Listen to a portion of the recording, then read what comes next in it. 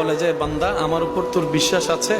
আল্লাহ আছে। তো রব বলে যে তাহলে বিশ্বাসটাকে শক্ত রাখিস, এতটুক তুই মনে রাখিস, মনের মধ্যে ধারণা রাখিস, ঈমান রাখিস, আমার একজন মালিক আছে, আমার একজন খালিক আছে, আমার একজন রাজ্জাক আছে, আমার একজন সৃষ্টিকর্তা আছে।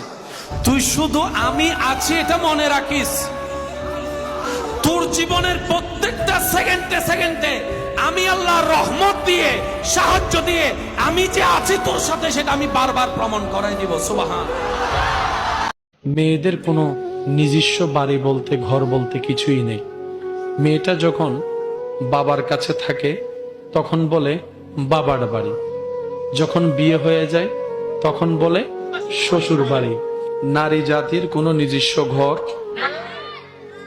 বাবার কাছে থাকলে বাবার বাড়ি, বিয়ের পরে যখন চলে যায় শ্বশুর বাড়ি। আম্মা জান আয়েশা রান্না করেছেন, নবী খেয়েছেন, কিন্তু খাবারটা খাওয়ার মতো হয় নাই। আম্মা জান আয়েশা সিদ্দিকা মনে কষ্ট পাবে বলে নবীজি সেটা বুঝতে দেন নাই, খেয়েছেন। খাবার শেষে যাওয়ার সময় বলে আয়েশা তুমি একটু খেয়ে দেখিও। আয়েশা সিদ্দিকা রাদিয়াল্লাহু তাআলা খাওয়ার পরে নিজের রান্না করা খাবার নিজে মুখ থেকে ফেলে দিয়েছেন, চোখ থেকে অজর পানি ফেলতে শুরু করলেন। আমি নিজে রান্না করে নিজে খেতে পারি নাই, অথচ আমার নবী এমন ভাবে খেয়েছে, রান্না স্বাদ হয় নাই সেটা আমাকে বুঝতেও দেয় নাই। রব বলে যে বান্দা আমার উপর তোর বিশ্বাস আছে? আল্লাহ আছে। তো রব বলে যে তাহলে বিশ্বাসটাকে শক্ত রাখিস, এতটুক তুই মনে রাখিস, মনের মধ্যে ধারণা রাখিস, ঈমান রাখিস, আমার একজন মালিক আছে, আমার একজন খালিক আছে, আমার একজন রাজ্জাক আছে, আমার একজন সৃষ্টিকর্তা আছে। তুই শুধু আমি আছি এটা মনে রাখিস।